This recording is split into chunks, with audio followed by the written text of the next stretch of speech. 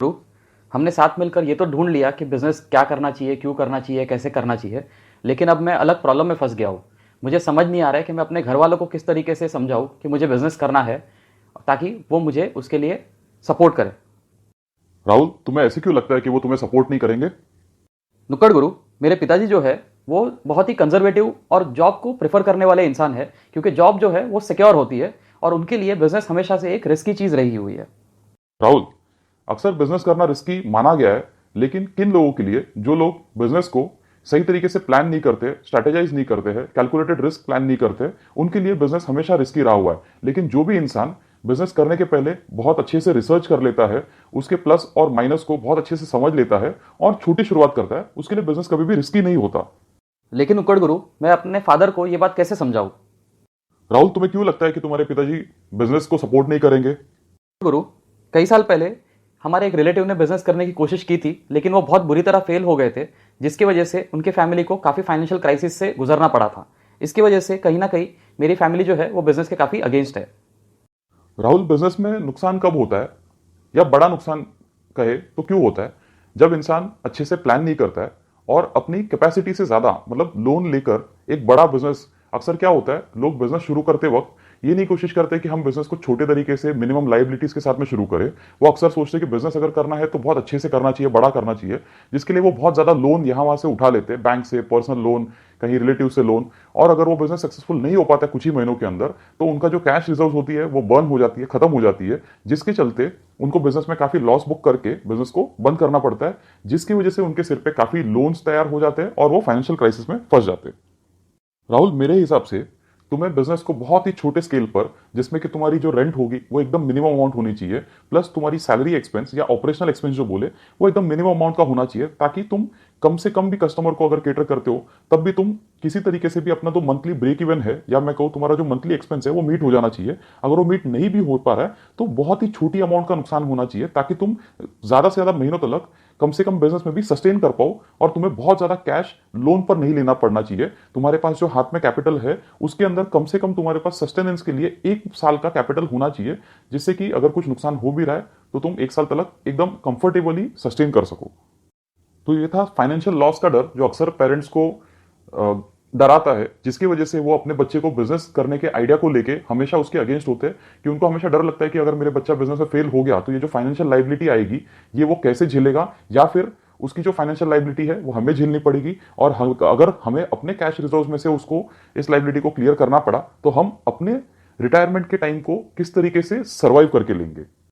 दूसरा राहुल, मेरे हिसाब से पेरेंट्स को यह डर सताता है कि अगर तुमने अभी जॉब छोड़ के बिजनेस किया और कल को बिजनेस में अगर कोई ऊंच नीच हो गई और तुम्हें फिर जॉब करने जाना पड़ा, तो तुम्हारा जो सीवी है या रेज्यूमे है वो खराब हो जाएगा और तुम्हें जल्दी कोई कंपनी जॉब नहीं देगी और तुम्हें फिर बहुत स्ट्रगल करना पड़ेगा। ये दूसरी प्रॉब्लम है जो पेरेंट्स हमेशा इस डर में जीते हैं। तीसरी चीज जो मैंने अक्सर देखा है, पेरेंट्स को यह डर लगता है कि अगर ये बिजनेस में फेल हो गया तो ये सारी तो प्रॉब्लम्स आएगी, इसके अलावा अब तुम्हारी एज जो है कहीं ना कहीं शादी की भी हो जाएगी कुछ ही सालों के अंदर में, तो अगर तुम स्टेबल नहीं रहोगे तो तुम्हें शादी करने में भी दिक्कत आ सकती है। तो ये उनकी प्राइमरी प्रॉब्लम होती है। राहुल, तुम अगर अपने पेरेंट्स की ये जो 3 कंसर्न एरिया है, फर्स्ट जॉब में लॉस होना जिससे फाइनेंशियल लाइबिलिटी आना, सेकंड अगर तुम्हें जॉब में कुछ लॉस हो गया और तुम्हें फिर बिजनेस से छोड़ के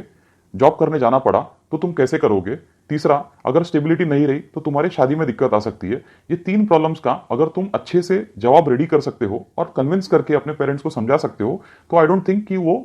ज्यादा तुम्हें इस चीज के अगेंस्ट जाएंगे।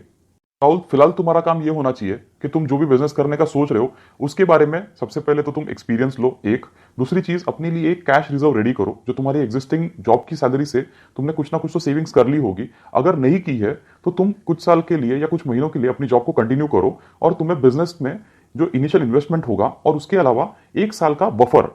जब तक तुम नहीं बना पाते हो, और अगर तुमने बना लिया है तो अपने पेरेंट्स के पास जाओ, उनके पास जाके प्रॉपर बिजनेस प्लान बताओ कि इतना मुझे इन्वेस्टमेंट में कैपिटल लगने वाला है जो मेरे पास है, इतना मेरा मंथली एक्सपेंस रहने वाला है, और मैंने अगले 1 साल के लिए अपना जो मंथली एक्सपेंस होगा वो मैंने प्लान करके रखा हुआ है, जिससे कि अगर कुछ बिजनेस में ऊंच नीच भी होती है तो भी मेरी अगले 1 साल तक की लाइफस्टाइल जो होगी, या अगले 1 साल तक के लिए मुझे किसी के भी सामने जाके हाथ नहीं फैलाने पड़ेंगे। और उसके बाद भी अगर 1 साल के बाद भी अगर कुछ नुकसान होता है और मेरी कैश रिजर्व खत्म हो जाती है, तो मैं बहुत ज्यादा टाइम ना वेस्ट करके मैं अपनी जॉब में फिर से चला जाऊंगा। ये तो हो गई फाइनेंशियल सपोर्ट की और सिक्योरिटी की बात। इसके अलावा राहुल, तुम्हें अपने बिजनेस के बारे में एक अच्छा प्लान बना के उनको प्रेजेंट करना चाहिए कि पापा मेरे पास सपोर्ट तो है, इन्वेस्टमेंट के लिए पैसे भी है, रनिंग एक्सपेंस के लिए भी पैसे है, लेकिन इस बिजनेस में घुसने से पहले मैंने बहुत अच्छे से रिसर्च कर ली हुई है कि यहाँ पे कंज्यूमर की क्या प्रॉब्लम है, उनकी कौन सी नीड है जो मैं मीट करना चाह रहा हूँ। दूसरा, मैं बिजनेस को इतने बड़े लेवल पे प्लान नहीं कर रहा हूँ कि एक शेख चिल्ली की तरह नॉर्मली लोगों की प्रॉब्लम क्या होती है, वो हवा में बात करते हैं कि उन्हें बस बच्चों को मन करता है कि मुझे बिजनेस करना है तो वो ऊट पटांग कुछ भी आइडिया सोच के बिना उसकी रिसर्च करके उस बिजनेस में उतर जाते। तो पापा मैंने ऐसा नहीं किया हुआ है, मैंने बहुत अच्छे से रिसर्च की हुई है। ये हमारे एरिया के हिसाब से यहाँ पे इतने कंज्यूमर्स है, तुम स्टैटिस्टिक्स के साथ में जाओ, उसके सामने जो करंट बिजनेस ओनर जो है, जो उस बिजनेस को केटर कर रहे हैं, वो बिजनेस ओनर जो है कंज्यूमर की ये प्रॉब्लम को मीट नहीं कर पा रहे। तो मैं जो बिजनेस प्लान कर रहा हूँ जहां पे मैं अपने कंज्यूमर की ये प्रॉब्लम को सॉल्व करूंगा, जो इतने कंज्यूमर्स है, अब इसमें से अगर मैंने इतने से परसेंटेज भी अगर मैंने अच्छे से कंज्यूमर को हैंडल कर लिया, उनकी प्रॉब्लम को सॉल्व कर दिया, एक अच्छी सर्विस देकर, एक अच्छा प्रोडक्ट उनको देकर, तो मैं मिनिमम इतना तो बिजनेस कर ही लूंगा जिसके अंदर अगर मेरा नुकसान हुआ तो भी इससे ज्यादा का तो नुकसान मुझे हो ही नहीं सकता। और ये जो नुकसान है इसके लिए मैंने अपना जो प्लान है उसके अंदर इट इज वेल अकाउंटेड कि इतना नुकसान तो मैं किसी भी तरीके से एक साल भर में तो आराम से झेल सकता हूं। राहुल, क्या तुम मेरी बात को समझ पा रहे हो? हाँ नुक्कड़ गुरु, मैं आपकी बात को बहुत अच्छे से समझ रहा हूँ। इसके बाद राहुल,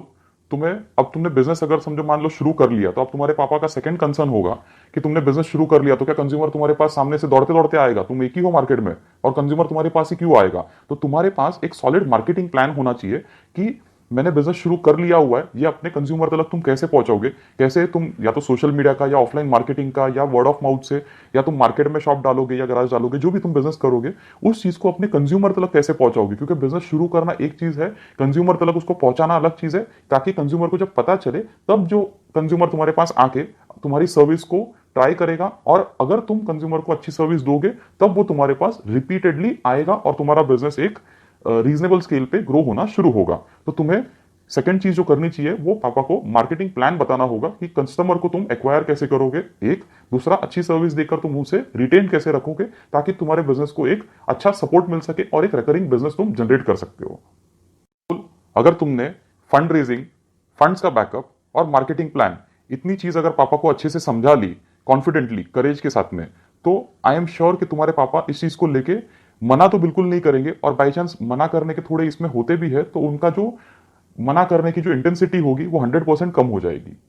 सबसे इंपॉर्टेंट चीज, जब भी तुम पापा के साथ बैठोगे इस चीज का डिस्कशन करने के लिए, तो तुम्हें उनसे अपनी बात एकदम कॉन्फिडेंटली उनके सामने रखनी चाहिए। और ये कॉन्फिडेंस तुम्हें कब आएगा? जब तुम अपने बिजनेस को लेके वेल रिसर्च रहोगे, तुम्हारी नॉलेज और एक्सपीरियंस उस बिजनेस को लेके एकदम पक्का होगा, तुमने हर चीज को, हर पहलू को बिजनेस के बहुत बारीकी से समझ लिया होगा, और तुम्हारे पास फंड्स भी हाथ में होंगे, मार्केटिंग प्लान भी हाथ में होगा, मार्केट रिसर्च भी सही ढंग से तुमने कर ली होगी, तो वो जो कॉन्फिडेंस होगा तुम्हारी बातों में, वो कहीं ना कहीं तुम्हारे पापा को एक्सेप्ट करना ही पड़ेगा और वो तुम्हें मना नहीं कर पाएंगे।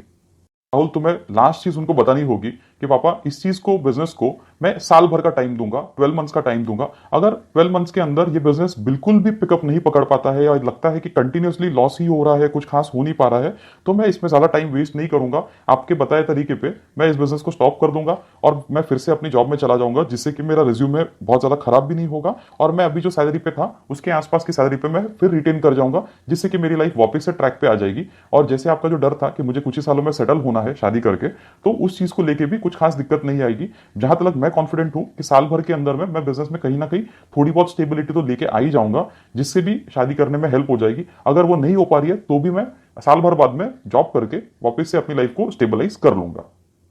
और राहुल, सबसे इंपॉर्टेंट बात, ये जब भी तुम बात कर रहे हो तो मैंने तुम्हें बताया कि तुम कॉन्फिडेंटली बात करना, लेकिन उस कॉन्फिडेंस के साथ में एग्रेशन बिल्कुल भी नहीं आना चाहिए, गुस्सा बिल्कुल भी नहीं आना चाहिए। तुम्हें अपने पापा के अगेंस्ट बिल्कुल भी बात नहीं करनी है। वो जो भी बोलेंगे उसको शांति से सुन लेना, तुम अपना होमवर्क अच्छे से करके जाना, उनकी बातों को अच्छे से सुन लेना, समझ लेना। उसके बाद उनकी जो भी कंसर्न एरियाज होंगे उसके ऊपर तुम टाइमली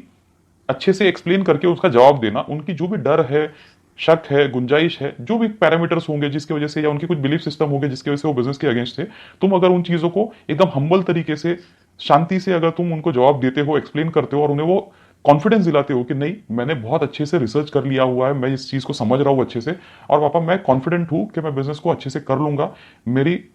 सक्सेस जो है वो कंफर्म है, क्योंकि मैं बहुत छोटी शुरुआत कर रहा हूँ, बहुत सेफ शुरुआत कर रहा हूँ, और जो भी रिस्क है वो मैंने बहुत अच्छे से कैलकुलेट कर लिया हुआ है, तो तुम्हारे पेरेंट्स तुम्हारे अगेंस्ट कभी नहीं जाएंगे। इसके अलावा ये बात भी राहुल समझनी होगी कि कोई भी पेरेंट जो है वो कभी भी अपने बच्चे का बुरा नहीं चाहते। हमारे जो पेरेंट्स है वो हमेशा ये चाहते हैं कि मेरा बच्चा जो है उसकी लाइफ में कोई प्रॉब्लम ना आए, उसकी लाइफ स्टेबल हो, सेटल हो, कि हमारे रहते रहते हमारा बच्चा हमारी नजर के सामने सेटल हो गया है हर तरीके से, वो इनकम के तरीके से या जॉब की तरीके से, बिजनेस की तरीके से, प्लस फैमिली लाइफ में भी वो सेटल हो चुका है शादी वगैरह करके। तो उनका कंसर्न हमेशा या उनका जो डर है वो तुम्हारी स्टेबिलिटी को लेके है। तो अगर तुमने उनको अच्छे से कन्विंस कर लिया कि पापा ये जो भी मैं कर रहा हूं इससे मेरी स्टेबिलिटी डिस्टर्ब नहीं होगी, अभी मैं यंग एज पे हूं, तो अगर इस टाइम पे अगर मैं रिस्क ले भी लेता हूं और अगर एक आध साल मेरा किसी तरीके से अगर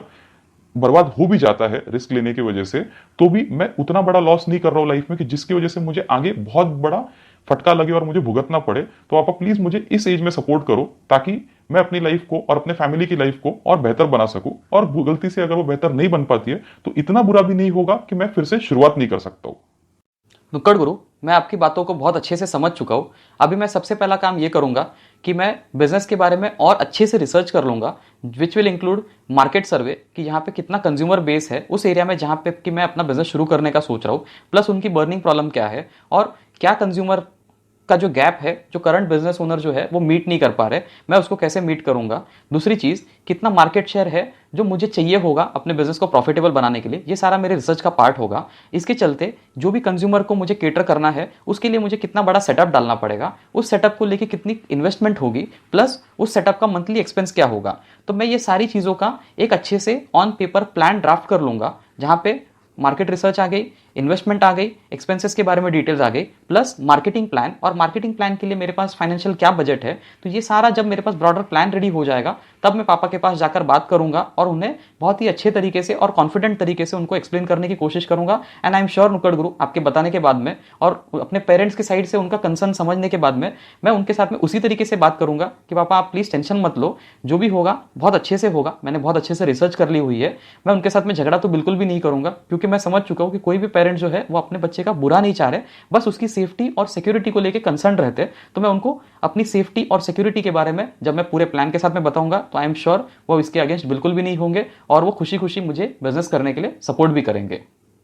एक और बात जो नुक्कड़ गुरु आपने बताई थी कि मैं अपने बिजनेस की ये जो रिसर्च और प्लानिंग में उस चीज़ का ध्यान दूंगा कि जितनी अमाउंट की ज़रूरत मुझे होगी इन्वेस्टमेंट के लिए और साल भर सस्टेन करने के लिए, वो अमाउंट जब तक कि मैं अपने जॉब की सेविंग से जमा करके बिजनेस को शुरू ना कर पाऊँ तब तक मैं बिजनेस करने का नहीं सोचूंगा। मैं लोन लेकर बिजनेस बिल्कुल भी नहीं करने जाऊंगा, जिससे कि मेरे पापा को अश्योरिटी रहेगी कि कल को ये बिजनेस में कुछ आगे पीछे होता भी है तो मुझे किसी के सामने हाथ फैलाने की जरूरत ना पड़े।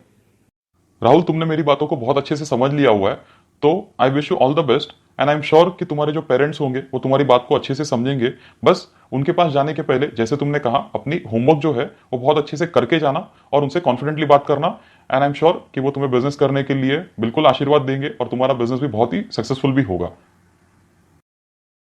तो दोस्तों, ये था मेरा दोस्त राहुल जो परेशान था कि अपने पेरेंट्स को किस तरीके से कन्विंस करे अपने बिजनेस को सपोर्ट करने के लिए।